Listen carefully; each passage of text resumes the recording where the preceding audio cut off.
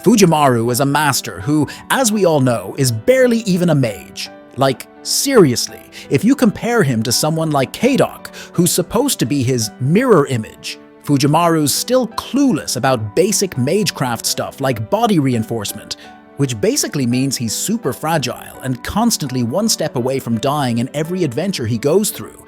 And yeah, that's exactly what happens. He keeps getting thrown into these terrifying situations that honestly feel like way past what a normal human should be able to handle. Well, from my intro, some of you might think that's not true, so I think it's time I show you just how close our MC has gotten to death. And not just close, but the worst kind. Now, even though I said close to death, I don't mean he was just hanging on by a thread or barely injured or something. I mean, he's actually tasted death a few times, like legit. So let's talk about the first time Fujimaru actually died in Babylonia. Honestly, you guys might have forgotten about this one because his first death is super subtle. So here's what happened. Fujimaru was exploring one of the cities, looking for the Tablet of Destiny. And the thing is, no one really knew where it was, not even King Gilgamesh. They were all just as clueless as we were. As Fujimaru went deeper into the ruins, he suddenly fell into a hole, and that hole led straight to the underworld, the place where souls go after death. Yes, Fujimaru literally died at that moment. There, he met this one heroic spirit who's pretty much synonymous with death itself, and he gave him a chance to leave. Of course, in the game or the anime, we see Fujimaru talking and panicking while being chased by angry souls. But the key thing is, he was actually dead. Sure, the souls there called him the Living and attacked him out of jealousy, but let's be real, every life signal from Fujimaru that Galatea was monitoring suddenly vanished. The fact that he ended up in the underworld proves that, at least technically, he died, even if just for a short while. I mean, we literally see Fujimaru lying there, not moving, while Mash is sobbing next to his body. Well, from his point of view, he just fell or was walking straight there, but from the outside, he collapsed on the spot and straight up died instantly. After meeting Zyusudra, he somehow made it back to the land of the living, and he even brought the stone tablet with him. Anyway, quick plug. I actually have a pretty interesting theory about Zyusudra in another video, so if you're curious, check that out in the top corner. That was the first time.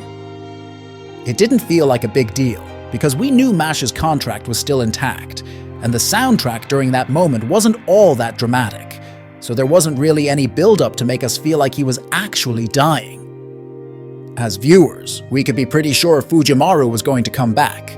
But that wasn't the only time he got a taste of death. The next one is honestly amazing. In my opinion, it's one of the best ways to create that uneasy, lingering doubt in a death scene, even when it's not shown clearly. In Seraph, Fujimaru literally melted to death in an alternate timeline, like dead. You know what? It was straight up one of those situations where someone has to fix or change something in the past so that someone else can survive in the future. But since this is fate, and timelines are a thing, it ends up being kind of terrifying, because that version of Fujimaru, the one from the first loop who fought that horny demon nun, actually died. For real. And it was another Fujimaru from a different timeline who showed up and finished the mission. What's even creepier is that we actually see someone from that dead Fujimaru timeline interact with their counterpart from the surviving one, and that makes me even aware of his death even more. It low-key reminds me of that Ben 10 episode where a bomb wipes out the entire universe with zero trace left, and Ben has to use Alien X to rebuild everything from scratch. Yeah, the universe technically came back, but there's still this weird feeling in the back of your head. Because deep down, you know someone really did die before everything reset, and everyone that he creates is basically another them. Even in the main timeline, Fujimaru almost died again when Kiara completely overpowered him. His servants were all gone at that point. He was done. That would have been game over if BB didn't pull some last-minute time travel thing. Good lord, that whole chapter is just one massive mind flap. That was death number 2, or 2.5. Well, Let's just count that as 2. The second death. But that's not all. Fujimaru actually died again at the beginning of Lost Belt 7, and this one hits different, unlike the last 2 deaths, where one was more like a spiritual coma, and the other involved some timeline warping fix-it plan. This one was just a straight-up accident. No alternate timeline to save him, no clever reset button. Fujimaru fell from the storm border and died. Yup. The aircraft got attacked mid-air, the hull got ripped open, and he straight up fell thousands of meters from the sky. Splat. Instant death. And we even got to see his afterlife moment, where he had a full-on conversation with Tezcatlipoca. From Fujimaru's perspective, you can literally see the storm border still flying above him as his spirit stands there dead. But here's where his luck kicks in. In the afterlife, he manages to negotiate with Tez, and somehow Fujimaru is brought back to life. Of course, there's a price. In his case, it was his command seals and his master status. So yeah, he comes back, but technically, he's no longer a master anymore. But that's still not all. He died one more time. Now you might think this happened in another chapter, right? Well, nope. It actually still happened in the same chapter. This was after the fight with ORT, when Fujimaru collapsed and died again. That was death number 4. This time, it looked like he just straight up died from exhaustion. I mean, this guy spent the entire day fighting ORT by summoning his servants one by one, all the way until the end of the battle. And let's not forget, according to the manga, even summoning one shadow servant already takes a crazy amount of energy. But here, he was summoning dozens. Some even say those weren't just shadow servants, they were the real ones. And he was doing it non-stop, pouring his mana into each of them so they could go all out against a giant alien spider with a flying saucer on its head. So yeah, his body just gave out. And once again, he ends up meeting Tezcatlipoca in the afterlife. But this time Fujimaru actually fights for his right to return. He goes full power, duels David, and wins, earning his way back to the land of the living. To be honest, I really love this section, because we finally get to see David and his servant talking and fighting Fujimaru without any distractions or outside interference, both going all out. Well, I guess the conversation itself is just the usual type of exchange, nothing too crazy. But it's refreshing to have a moment where it's just 2 masters and their servants face to face.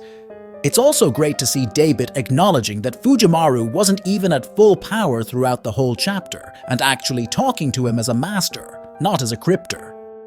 You see that? 4 times. This guy has died 4 times, and every single time he came back to life. That's absolutely insane when you really think about it. And not just that. Fujimaru has gone through some of the worst, most dangerous situations imaginable, where even the slightest mistake would have meant instant death. Or, no, not even a slight mistake, just the slightest thing happening differently could have meant death. A moment where he was completely drained, both mentally and physically. In my opinion, one of the absolute lowest points he ever hit was in the Temple of Time. He was on the verge of losing his mind. It feels like he is on suicidal mission all of the sudden after Mash vanished from Ars Almadel's Salomonis attack. Good lord, I genuinely had no idea what he was trying to do when he started dragging Mash's shield with no weapon, no support, nothing. I mean, sure, he probably knew he had to keep fighting, but you could see it. He was completely desperate. Broken. And yet, somehow, with Solomon's help, he managed to defeat Galatea. But even then, he nearly didn't make it back through the ray shift. He went toe-to-toe with a demon god, burned through every last bit of strength he had in one final push, and afterward he could barely stand. Honestly, if Mash had actually died like she was supposed to, Fujimaru wouldn't have made it out alive. The fact that both of them survived was a miracle. A 1 in a million shot. I mean, bro, your pet, who's actually a literal beast created to wipe out humanity, gets emotionally moved by your actions, sacrifices most of its power just to heal your artificially created waifu into a normal human, and she immediately jumps in to grab your hand seconds before you're about to get wiped out in a collapsing dimension. That was mouthful, but you gotta admit that was very, very close. Also, don't even get me started on the Garden of Lost Will. His mind got completely wrecked there.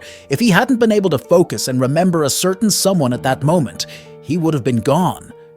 I think that is also one of the times when we are very close to death. I mean, I still haven't recovered from that scene. The fact that we get to read Fujimaru's inner monologue, everything he's been feeling this whole time, it's like all that emotional weight just comes crashing down on us too. Then there's that moment where Shooten literally messed with his guts.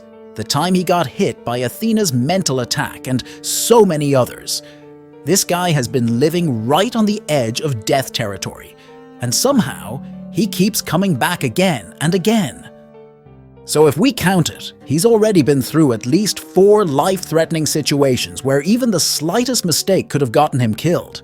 And not only that, he's also died 4 times, each in a completely different and unusual way, and came back to life every single time. Now you can call it plot armor or whatever you want, that's totally up to you.